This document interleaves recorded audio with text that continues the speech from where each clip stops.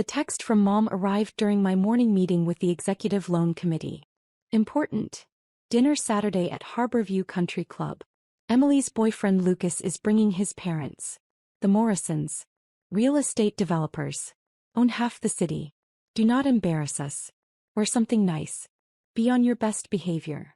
I stared at the message while our chief credit officer presented risk assessments on commercial real estate portfolios. The Morrisons. Morrison Development Group. Currently under review for a $340 million construction loan for their waterfront mixed-use project. A loan I'd personally been evaluating for the past 6 weeks. A loan that would go before the final approval committee, which I chaired, in 3 days. My assistant caught my expression. Slid me a note. Everything okay? I wrote back. Family thinks I'm going to embarrass them in front of people whose $340 million loan I'm about to approve or deny. She covered her mouth to hide her smile. After the meeting, I called our VP of Commercial Lending. Michael, the Morrison Waterfront Project. Where are we? Final review Monday. They're sweating. It's their biggest project ever. Without this loan, the whole deal collapses. What's your recommendation? Approve with conditions. Strong collateral. Proven track record. Market analysis is solid. But they need to restructure the payment schedule and provide additional guarantees. Set up a meeting. Friday 2 p.m. I want to discuss terms before the approval committee. You got it. This is a big one, Kate. Morrison Development has been with us for 20 years, but this project could make or break them. I hung up. Looked at Mom's text again. Then I responded, I'll be there. Mom's reply was immediate. Thank God. Please dress appropriately. These people are important. Lucas's father is very successful. Don't talk about work. You know how you can be. I knew exactly how I could be. Catherine Chin, Executive Vice President and Chief Lending Officer at Pacific National Bank. 38 years old. Responsible for $12 billion in commercial loan portfolios. The person who decided whether projects worth hundreds of millions of dollars got funded or died. But to my family I was just Kate, the boring one who worked at a bank. I grew up in San Francisco, second daughter to immigrants who'd built a successful medical supply business. My older sister Emily was everything they wanted. Beautiful. Charming. Married young to a pediatrician. Produced 2 perfect grandchildren. Stayed home to raise them. The ideal Chinese-American daughter. I was everything that confused them. Obsessed with numbers. Scholarship to UC Berkeley for economics. MBA from Wharton at 25. Started in commercial banking at 26. By 30, I was a vice president at Pacific National Bank. By 35, senior vice president of commercial lending.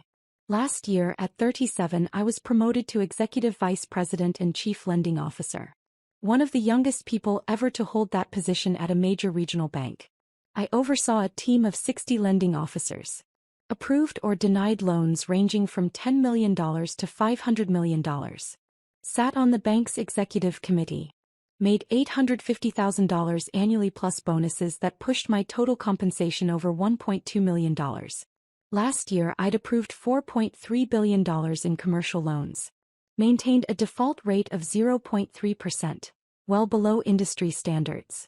I was featured in American Banker magazine's 40 Under 40.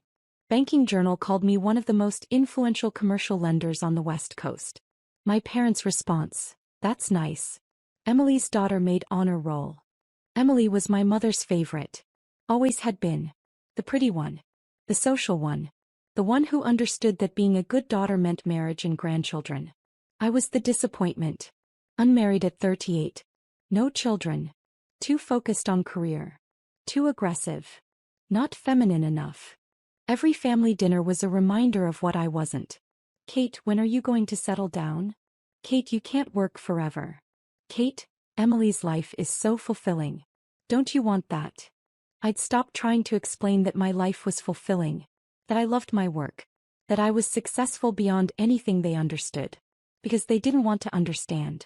Emily married Michael, a pediatrician making $280,000 a year. They lived in a nice house in the suburbs. 2 kids. Country club membership. PTA involvement. My parents bragged about them constantly. I made $1.2 million a year. Owned a penthouse in Pack Heights worth $3.8 million. Drove a Porsche. Sat on the boards of 2 nonprofit organizations. Had been invited to speak at the Federal Reserve's annual banking conference. My parents mentioned none of it. Because in their world, Emily's life mattered. Mine was just work. Emily had been dating Lucas Morrison for 6 months. Every conversation with Mom was about Lucas. Lucas took Emily to this exclusive restaurant. Lucas's family has a house in Napa. Lucas drives a Mercedes. Such a successful young man. I'd met Lucas once. Pleasant enough. Mid-30s. Worked for his father's development company. Seemed genuinely fond of Emily. But to hear Mom tell it, Emily had won the lottery. His parents are real estate royalty, Mom said over lunch 2 weeks ago. Morrison Development Group. They've built half the new construction in the Bay Area. The family is worth hundreds of millions. That's impressive, I said, not mentioning that I'd reviewed Morrison Development's financials extensively during my evaluation of their loan application. Emily is so lucky. Lucas is going to propose soon. I can feel it. That's wonderful. You should try to meet someone, Kate. You're not getting younger. I'm 38, Mom. Not ancient. Emily was married at 26. Had her first child at 28. You're 12 years behind. I'm not behind. I have a different life. A lonely life. I'd paid for lunch and left. Now Mom was planning this dinner at the country club. A chance to impress the Morrisons. To show them that Emily came from a good family. And I was supposed to sit there quietly, not embarrass anyone, and let Emily shine. While I held the future of their company's biggest project in my hands. Friday at 2 p.m., I met with Michael and the Morrison development team in our main conference room. Robert Morrison, late 60s. Built Morrison Development from nothing 40 years ago. Nervous about this loan. His son David Morrison, early 40s. The numbers guy. Competent but aware this project was risky. Lucas Morrison sat in on the meeting. Project development role. Largely ceremonial. Miss Chin, Robert Morrison stood to shake my hand. Thank you for meeting with us before Monday's approval committee. Of course. I've reviewed your application thoroughly. The waterfront project is ambitious. It's our legacy project, Robert said. Mixed-use development. Residential, commercial, retail. 800,000 square feet. $620 million total cost. We're seeking $340 million in construction financing. I've seen the plans. Impressive. David pulled out updated financials. We've restructured the payment schedule as Michael suggested. We're also providing additional personal guarantees from both my father and myself. I reviewed the documents. Asked detailed questions about construction timelines, pre-leasing commitments, market comparables. Lucas sat quietly. Contributed nothing. Clearly not involved in the actual business operations. After 90 minutes, I closed my folder. Gentlemen, here's where we are.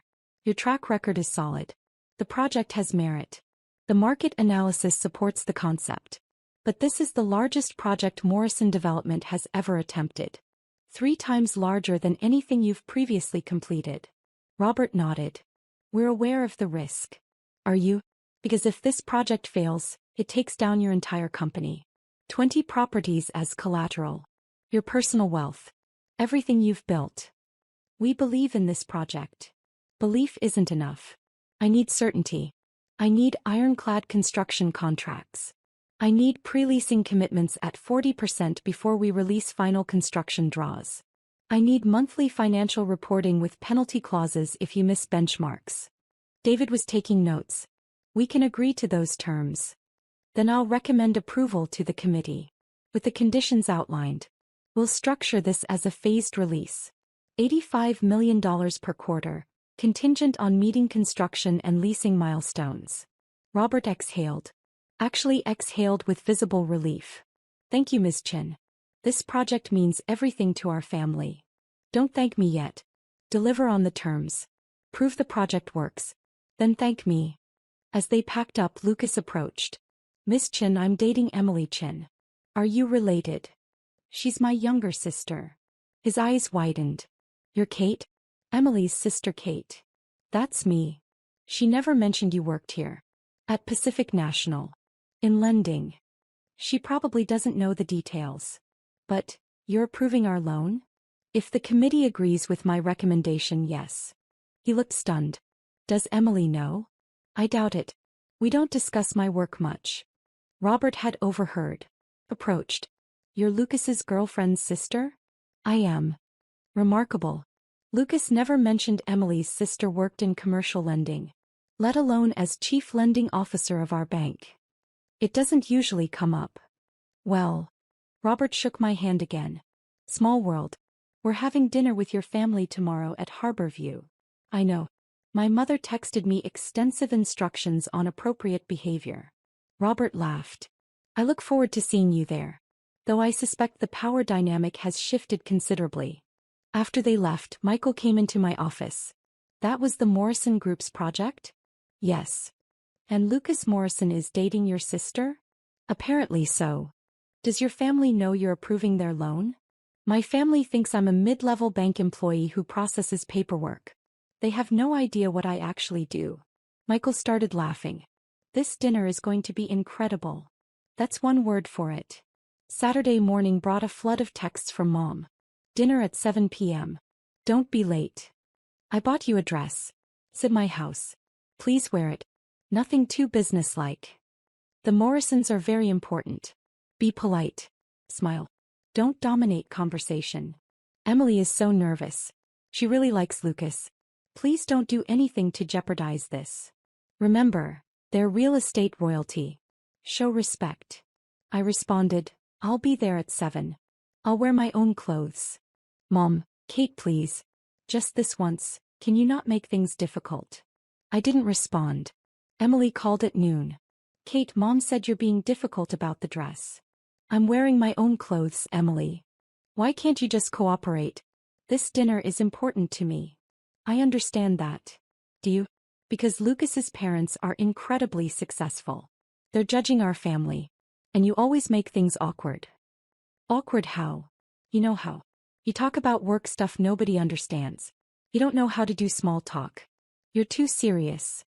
I'll try to behave appropriately. Please do. I really like Lucas. I don't want you ruining this. She hung up before I could respond. I sat in my penthouse looking out at the city. At the skyline I'd helped finance. At the buildings Morrison Development had built with loans I'd approved years ago. And I decided something. I was done being small. Done pretending I was less than I was. Done protecting my family's feelings at the expense of my own dignity. Tonight they'd see exactly who I was. Whether they liked it or not. I arrived at Harborview Country Club at 7 p.m. sharp. Wearing a black silk blouse, tailored pants, and the Cartier watch I'd bought myself last year after closing a record quarter. Professional. Elegant. Powerful. The valet's eyes widened when I pulled up in my Porsche 911. Good evening, ma'am. Good evening. Inside the host recognized me. Miss Chin. Welcome back. Your family is already here. The Morrison party as well.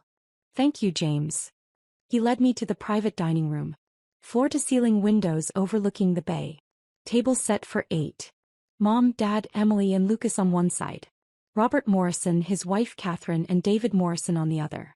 They all turned when I entered. Mom's face fell when she saw my outfit. Kate, I bought you a dress. I'm wearing this. Emily looked panicked. Lucas looked uncomfortable. Robert Morrison stood. Smiled. Miss Chin. Good to see you again. The room went silent. Mom blinked. You know each other? We met yesterday, Robert said. Miss Chin is the chief lending officer at Pacific National Bank. She's handling our waterfront project financing. You could have heard a pin drop. Emily's voice was faint. Kate, you met Lucas's father? We had a meeting. Discussed the $340 million construction loan for Morrison Development's waterfront project. Mom's mouth opened. Closed. No sound came out. Robert, bless him, seemed to be enjoying this. Miss Chin was very thorough. Asked excellent questions. We're grateful for her expertise. Catherine Morrison extended her hand. I'm Catherine. Lovely to meet you officially, Miss Chin.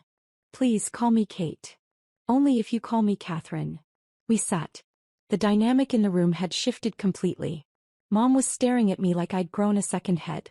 Dad looked confused. Emily was pale. Lucas leaned over. Emily, you never mentioned your sister worked at Pacific National. I didn't know she was senior management. She's the chief lending officer, David Morrison said. One of the youngest in the bank's history. I researched her after our meeting yesterday. Featured in American Banker. Approved over $4 billion in loans last year. Maintained one of the lowest default rates in the industry. Emily turned to me. You approved $4 billion in loans? Last year, yes. This year I'm tracking slightly ahead of that. Mom found her voice. Kate, you never told us you were a chief lending officer. I did tell you. Multiple times. You said, that's nice, and changed the subject to Emily's children. The awkwardness was palpable. Robert, the consummate businessman, tried to ease it. Well, we're delighted to be working with Kate. The waterfront project is Morrison Development's most ambitious undertaking. Having someone of Kate's caliber overseeing our financing gives us tremendous confidence. The approval committee meets Monday, I said. I'll be recommending approval with the conditions we discussed. Wait, Emily said. You're approving their loan? You're the one who decides. I chair the committee, yes. The final vote is Monday, but my recommendation carries significant weight. Lucas looked at Emily. You really didn't know? She never talks about work. I thought she was just, I don't know, a loan officer or something. I am a loan officer, I said. Just a very senior one. The waiter came. We ordered. The tension remained thick enough to cut. Catherine Morrison, socially adept, tried to normalize the conversation. Kate, how long have you been at Pacific National? 12 years. Started as an analyst. Worked my way up. That's impressive. Banking is challenging for women, especially in senior roles. It has its moments. Robert jumped in. What Kate's being modest about is that she's transformed Pacific National's commercial lending division. I've been banking with them for 20 years. Never seen someone with her combination of financial acumen and risk assessment. She caught 3 potential issues in our waterfront project that our own analysts missed. Like what? David asked. The parking ratio calculations were off. The retail space projections were overly optimistic given current market trends. And the construction timeline didn't account for potential supply chain delays. David nodded. All valid concerns. We've addressed them. I know. I reviewed your updated materials. Much stronger. Mom was watching this exchange like it was in a foreign language. Emily's face was getting redder. Kate, why didn't you tell us you did this kind of work? I did tell you. At Christmas dinner last year, I mentioned I'd been promoted to chief lending officer.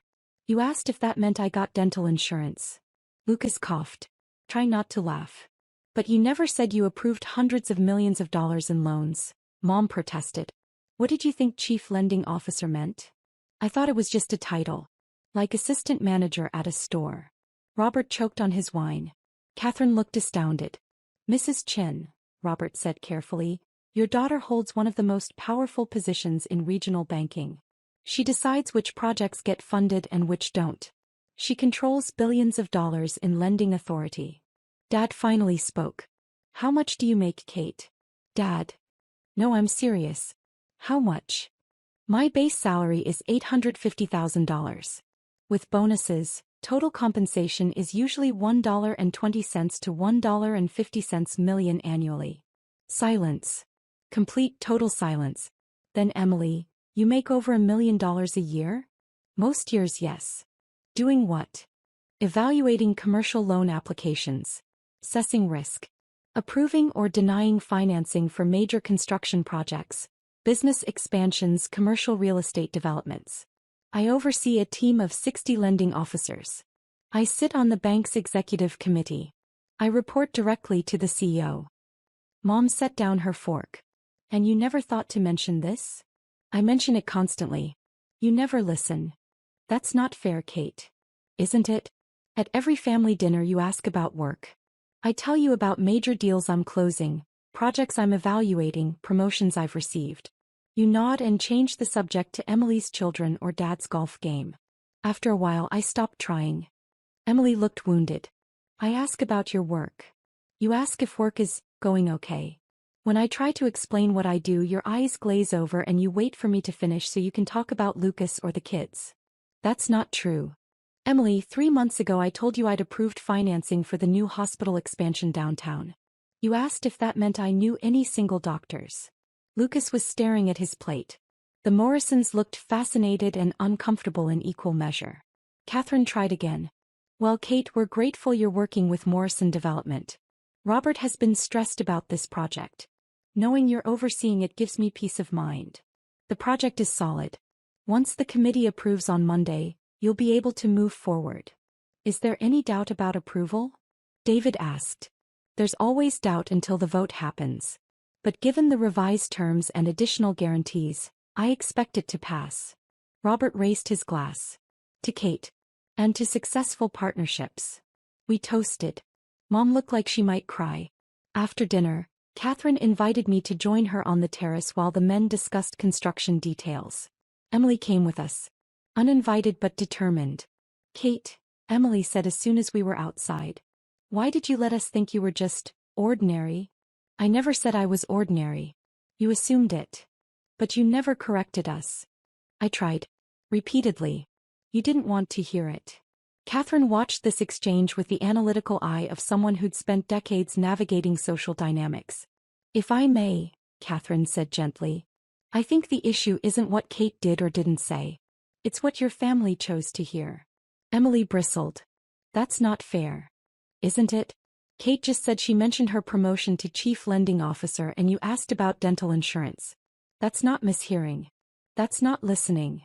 We didn't know it was important. Why wouldn't your sister's career be important?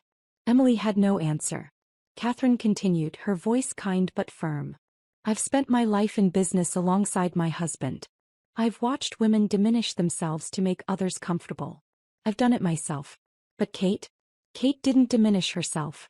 She told you who she was. You chose not to believe her. We didn't choose anything, Emily protested. You chose to believe that success looked like your life. Marriage. Children. Social status through a husband. When Kate achieved success differently, you dismissed it as just work. Because acknowledging her success would mean confronting your own choices. Emily's eyes filled with tears. That's not true. Isn't it? You're dating Lucas Morrison. All evening your mother has talked about how successful the Morrison family is. How lucky you are to be with Lucas. But your sister? She's the one approving the loan that will determine if Morrison Development succeeds or fails. She has more power over this family's future than Lucas does. And you had no idea. The truth of it hung in the air. Kate, Emily turned to me. I'm sorry. I should have listened. Should have asked more questions. Should have understood. Should have valued me, I added quietly. Yes. That too. We stood in silence looking out at the bay. Finally, Emily asked, what happens now? Now. The committee votes Monday. If approved, Morrison Development gets their loan. The project moves forward. Lucas's family maintains their business. Life continues. And us. That's up to you, Emily. I'm done making myself smaller. Done pretending my success doesn't matter. Done apologizing for being good at my job. If you can't handle that, we don't have much to talk about. I want to handle it. Wanting isn't enough. You have to actually do it. Emily nodded. Wiped her eyes. I'll try. Catherine squeezed my shoulder. You're remarkable, Kate. Don't let anyone make you forget that. We returned to the table. The men were still discussing construction logistics. Mom pulled me aside. Kate, can we talk? Privately. We stepped into a quiet hallway. I had no idea, Mom said immediately. About your job. Your success. Any of it. Yes, you did. You just didn't want to know. That's not fair. Mom, stop. Please just stop. I've spent 15 years trying to make you proud. Trying to get you to see me. Trying to matter to you. But I never did. Because I wasn't Emily. Wasn't married. Wasn't giving you grandchildren. So my career, my success, my life, none of it counted. That's not true, Kate. Yes, it is. When I got my MBA from Wharton, you asked when I was going to settle down. When I made VP at 30, you asked why I worked so much. When I bought my penthouse, you said it was too big for one person. Every accomplishment was a problem because it wasn't the accomplishment you wanted. Mom's face crumpled. I just wanted you to be happy. I am happy. I love my job. I'm good at it. I make excellent money. I have respect in my industry. But you've never once celebrated any of that because it doesn't look like Emily's life. Emily has a good life. Emily has the life you wanted. That doesn't make it the only good life. I'm proud of you, Kate. Are you? Or are you just impressed by the Morrisons' reaction to learning who I am? She didn't answer. Couldn't answer. That's what I thought, I said. Mom, I love you. But I'm done seeking your approval. I'm successful. I'm respected. I'm valued by the people who matter in my professional life. That has to be enough for me. Because it's clearly not enough for you. I walked back to the table. The dinner ended awkwardly. Polite goodbyes. Promises to stay in touch. Robert shook my hand. Monday, 10 a.m.? I'll have my recommendation ready. Whatever happens, thank you for your professionalism. It's my job. As I walked to my car, Lucas caught up with me. Miss Chen, Kate, can I ask you something? Sure. Emily really didn't know? About your job. She knew I worked at a bank. Knew I'd been promoted a few times. But she never asked for details.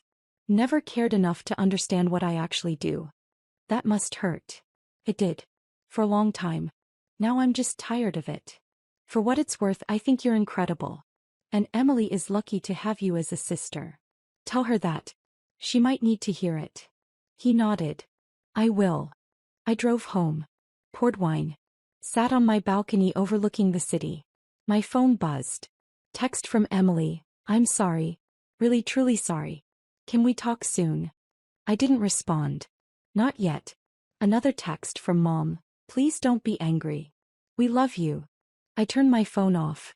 Monday morning the approval committee met. I presented Morrison Development's application. Outlined the terms. Detailed the risks and mitigation strategies. Recommended approval with conditions. The committee voted unanimously to approve. I called Robert Morrison personally. Congratulations. Your loan is approved. The paperwork will be ready by Thursday. Thank you, Kate. This means everything. Build something great. We will. After the call, Michael came into my office. How do you feel? Professional. This was a good deal. Smart lending. Solid project. I meant about your family. Oh. That. I leaned back. Honestly, relieved. The pretending is over. They know who I am now. What I do. Whether they value it is up to them. And if they don't? Then I have my work. My team. My success. That's enough. Is it? It has to be. Emily called 3 times. I didn't answer. Mom sent daily texts. I responded politely but briefly. Dad reached out once. Your mother is upset. Can you call her? I didn't respond. 2 weeks after the dinner, Morrison Development broke ground on the waterfront project. I attended the groundbreaking ceremony as the bank's representative. Robert gave a speech. Thanked Pacific National Bank. Specifically thanked me. This project exists because Kate Chen believed in it. Because she asked the hard questions that made us stronger. Because she balanced risk and opportunity perfectly. We're grateful. Applause. Photos. Handshakes. Catherine found me afterward. How are you holding up? I'm fine. Family stuff. Still processing. They'll come around. Or they won't. But Kate, you don't need them to validate you. You've already validated yourself. Thank you, Catherine. We're having dinner next month. You and David and Robert and me. No Lucas. No Emily. Just business and friendship. Will you come? I'd like that. 3 weeks after the country club dinner, Emily showed up at my office. Security called. Miss Chen, you have a visitor. Emily Chen. Says she's your sister. Send her up. Emily looked nervous. Out of place in the corporate environment. This is impressive, she said, looking around. Your office. Him. Everything. Thank you. Can we talk? We went into my private office. I didn't offer coffee. Just waited. I've been doing a lot of thinking, Emily said. About the dinner. About our relationship. About how I've treated you. Okay. Kate, I was jealous. I blinked. What? Jealous. Of you. Your success. Your independence. Your confidence. Everything I pretended didn't matter. I wanted it. I just couldn't admit it. Emily. Let me finish. I married Michael because it was what Mom wanted. Had kids because it was expected. Joined the country club because it was appropriate. I built the life everyone told me to build. And then I watched you build the life you wanted. And you succeeded. Boldly. Without anyone's permission or approval. You have a good life. I have a safe life. There's a difference. She wiped her eyes. When Lucas's parents recognized you when they talked about your work with such respect, I realized something. You're the successful one. Not me. Not my husband. And I've spent years diminishing that because it made me feel better about my choices. I never meant to make you feel bad about your choices. I know. But I felt bad anyway. So I made you small. Made your work seem unimportant. Acted like your success didn't count because it wasn't the kind of success Mom valued. And now I want to know my sister.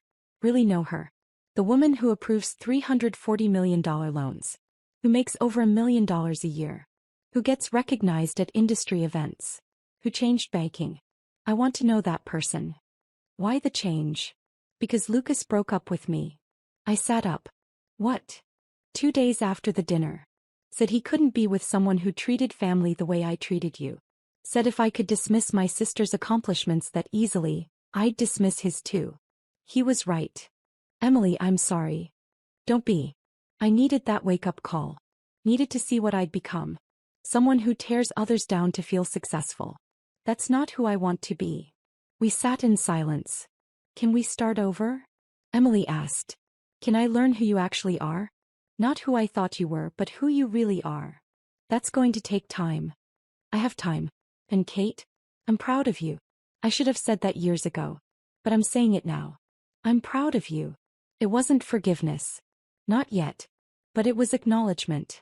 Recognition. The beginning of something real. Thank you, Emily. Can I buy you lunch? Let you tell me about your work? Actually listen this time. I checked my calendar. I have an hour. That's a start. 6 months after the country club dinner, the waterfront project was 30% complete. Morrison development hit every milestone. Every payment schedule. Every benchmark I'd required. Robert called quarterly to update me. Catherine and I had become genuine friends. And Lucas? He and Emily got back together. Fully. Carefully. With the understanding that Emily was working on herself. Mom and Dad came to my office for the first time. Toured the executive floor. Met my team. Saw where I worked. Dad stood in my corner office looking out at the city skyline. This is really something, Kate. Thank you. I'm sorry I didn't understand. Didn't value what you were building. I know. Can you forgive me? I'm working on it. Mom touched my arm. We're proud of you. I know we should have said that years ago. But we're saying it now. It means more than you know. They left. I went back to work. 1 year after the dinner, Morrison Development completed the waterfront project. On time. Under budget. Fully leased. The opening gala was spectacular. City officials. Business leaders. Media coverage. Robert gave another speech. This project succeeded because of many people. But I want to specifically acknowledge Kate Chin, Chief Lending Officer at Pacific National Bank. She believed in this project when others didn't. She asked the tough questions that made us better. She structured financing that protected both the bank and our company. Kate, will you stand? I stood. The room applauded. My family was there. Mom, Dad, Emily, Michael, Lucas. All of them standing. All of them applauding. Seeing me. Finally, completely seeing me. After the event we had dinner together. All of us. To Kate, Dad raised his glass. Who built something extraordinary. Who succeeded beyond anything we imagined. Who never gave up on herself even when we gave up on her. To Kate, everyone echoed. I looked around the table. At the family that had dismissed me for so long. That had finally learned to see me. It wasn't perfect. The years of being ignored didn't disappear. But it was something. Acknowledgement. Respect. The beginning of real relationships. Thank you, I said quietly. For finally understanding. Thank you, Emily responded, for not giving up on us. And that, more than any loan approval or professional success, felt like victory. Not because they'd changed, but because I'd refused to. I'd stayed exactly who I was. Powerful. Successful. Undiminished. And eventually they'd been forced to see it. Because the truth I'd learned doesn't need validation. It just needs to be spoken. Consistently. Confidently. Until even the people who don't want to hear it can no longer ignore it. I was Kate Chin. Chief Lending Officer. Power broker. Success story. And nothing, not family dismissal, not societal expectations, not anyone's narrow definition of success, could change that. I'd built my empire. One loan at a time. One decision at a time. One moment of refusing to be small at a time. And now finally everyone knew it.